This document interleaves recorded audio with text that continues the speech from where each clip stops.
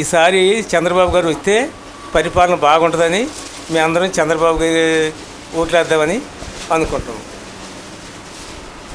చంద్రబాబు నాయుడు గారు రావటం వల్ల రైతులకు జరిగే మంచి ఏంటి, అదేవిధంగా ప్రజలకు జరిగే మంచి ఏంటి?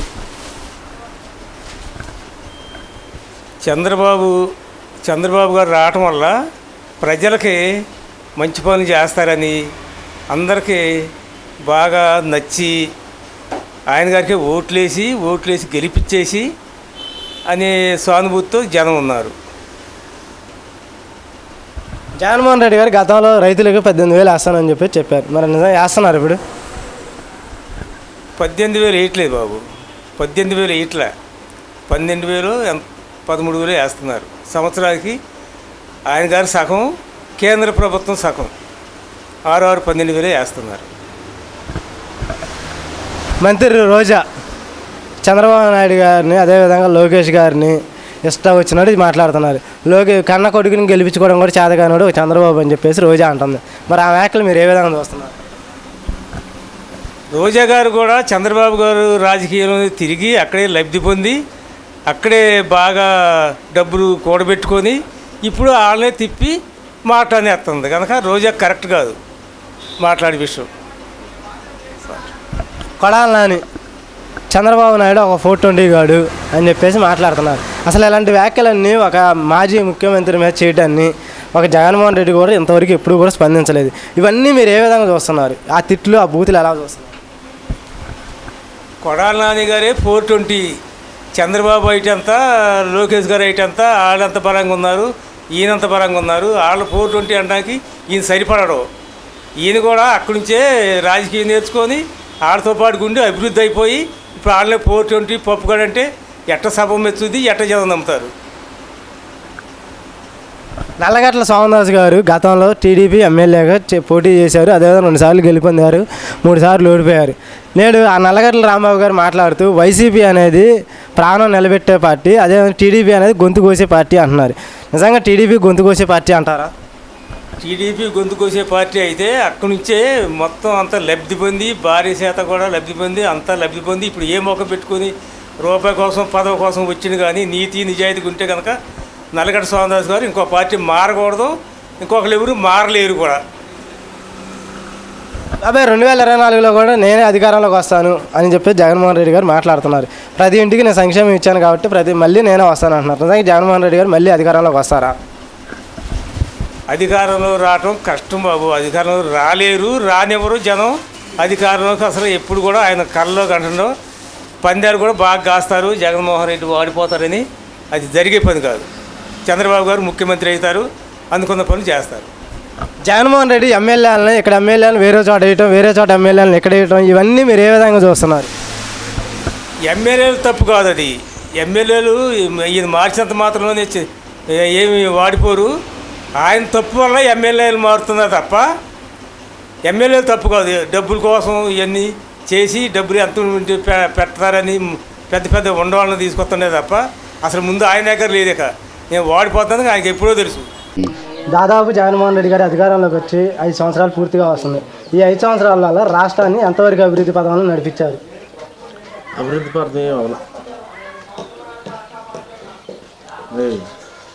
సంవత్సరానికి ఒకసారి ఆయన ఇచ్చి అసలు ఎన్ని పెంచిండు, కరెంటు బిల్లు ఎంత పెంచిండు, పెట్రోల్ ఎంత పెరిగింది, డీజిల్ ఎంత పెరిగింది,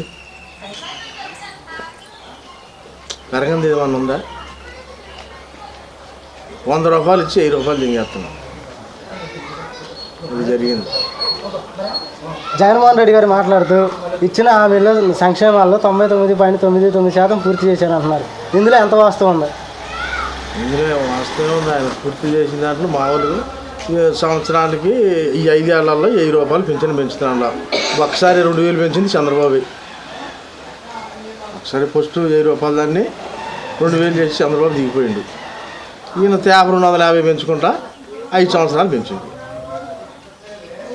అది ఒకసారి పెంచింది ఏమి లేదా? ఇచ్చిన పథకాలలో ఏమి ఇచ్చిండు? పింఛను ఇస్తుండవు. రైతు భరోసా 6500 ఇచ్చేది. కరెంటు బిల్లు నెలకు 1000 రూపాయలు చేసిండు. ఇప్పుడు పోయిన నెలలో తగ్గించిండు. ఇది ఓట్ల దగ్గరకు వస్తున్నాయినా తగ్గించు.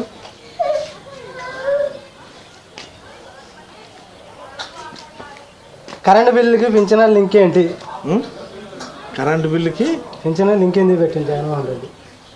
లింక్ ఎందుకు పెట్టిండంటే ఇటు ఇస్తుండో అటు తెంగిండు. కాదు, సంవత్సరానికి ఒకసారి ఇచ్చి రోజు తెంగటం మొదలు పెట్టిండు. తెంగడం చూపిస్తుండ ఏంటికని కరెంటు బిల్లు 250, 300, 1000 రూపాయలు చేసిండు. సరే అండి.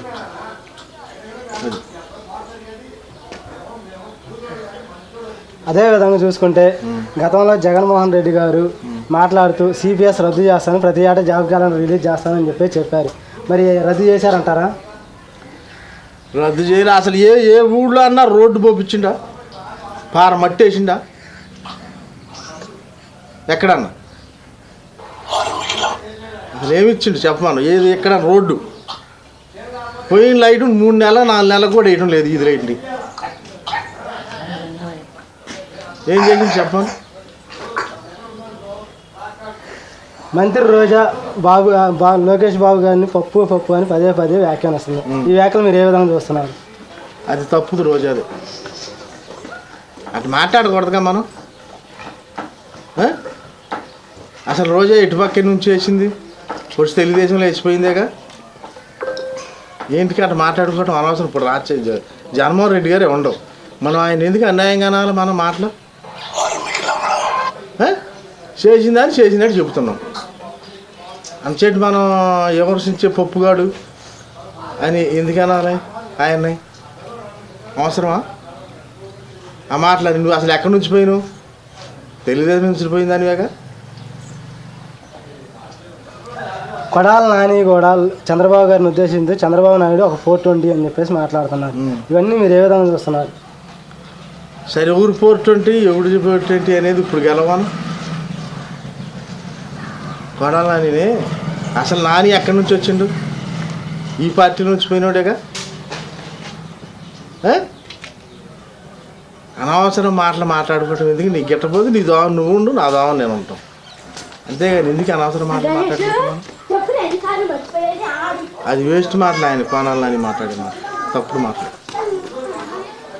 అదేవిధంగా ఆర్జీవి వ్యూహం సినిమా అనేది తీసి చంద్రబాబు నాయుడు గారి మనోభావాలు దెబ్బతీస్తుంది అని చెప్పేసి తెలుగుదేశం పార్టీ వారు ఆరోపిస్తున్నారు. అందులో ఎంత వాస్తవం ఉంది?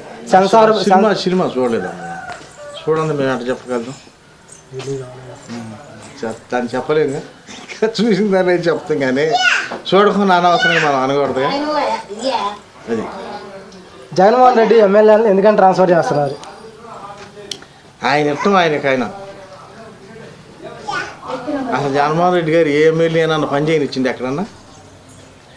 ఏం పని చేశారు చెప్పమని? రచ్చనీది ఇక్కడ ఉండవు. మాకు 2 బిర్రులు గెలిచిండు.